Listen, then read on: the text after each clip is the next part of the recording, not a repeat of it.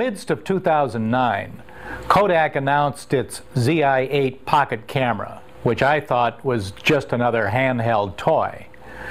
But what differentiated the Kodak, other than being a stake in the digital world for a struggling manufacturer, is a combination of features that give it both consumer appeal and possibly a small niche in the web news market. So here's my review of the Zi8 for both my friends and clients and the purpose that I might deploy it. First, a quick summary of the specs. The unit is about the same size as my BlackBerry, in a colorful, glossy box weighing only 4.8 ounces. It features HD in the 16:9 aspect ratio with 1080p, 720p, and WVGA video resolutions, plus a setting for 720p with 60 frames per second, which improves motion video for sports action. So those translate to 1920 pixels wide, 1280, and 848. The Zi8 has a host of other features: a somewhat effective image stabilizer, a plug-in mic port, an expandable SDHC memory chip slot, 5-megapixel interpolated photo stills, a 2.5-inch LCD screen, and f2.8 fixed lens. It encodes an MPEG-4 MOV file using H.264 compression. And the cost? How much? $169 at Target. If nothing else, this unit is simple. Point and shoot to the max. Very few buttons. Forget manual focus, depth of field, color balance, lighting, speed, not even a lens cap. The only switch on the device allows you to switch the camcorder from wide landscape to close-up macro mode. You can recharge the lithium battery from the flip-out USB plug onto a laptop with the included charger. So maybe we're back to the Kodak Brownie. Personally, this seems like good news for many people who don't give a hoot about technical specs. So how does it perform? Well, that depends on your expectations and your purpose. The fact is, HD video is incredible today, even with plastic lenses, including the web, if you have the bandwidth. So home parties and landscapes should be no problem.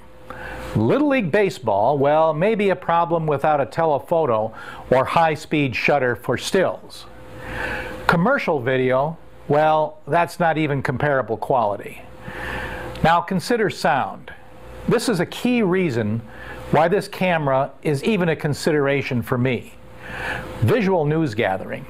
It's really where things are at today on the internet. Consider the flip cams at the Obama inauguration and other network coverage. But with a weak built-in mic, it's fairly useless for mouths in motion more than a foot away.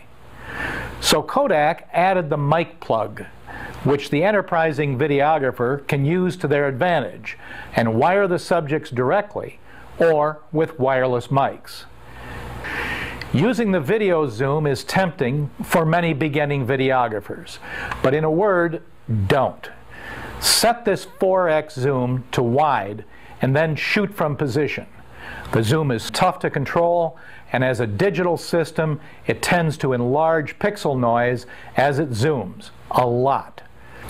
Also consider that in 720p, it's about 25% wider than in 1080p at both wide or telephoto positions. Zoom also creates instability, not necessarily improved by the electronic image stabilizer. A handheld camera in telephoto can look like you're on a sea cruise with roller skates. You're done shooting. Transfer your stills and videos to your computer or to YouTube. It's pretty easy. No cable needed, just flip out the USB connector, which will boot up the accompanying software on the computer, and it includes automated link to YouTube, Facebook, and Vimeo. This software doesn't work on a Mac, but the camera can be plugged in, then unloaded like any attached storage device, and edited with iMovie or most any other editing program that can handle MOV files. In 1080p, the record rate consumes about 100 to 150 megabytes per minute, depending on the content. In 720, it's more like 60 megabytes, and Kodak claims 3 gigabytes per hour. Keep these numbers in mind if you're uploading raw footage, as it can take a while, and it also can use up expensive chip space. Now some real-world applications, starting with low-light footage.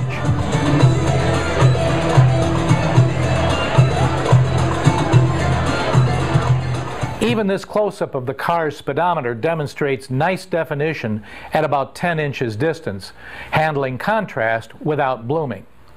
Outdoors, the Zi8 performs well. We demonstrated the electronic stabilization feature on the road, and you can see clear differences with and without the stabilizer. Now, how would this camera work for news gathering, the field interview, for example?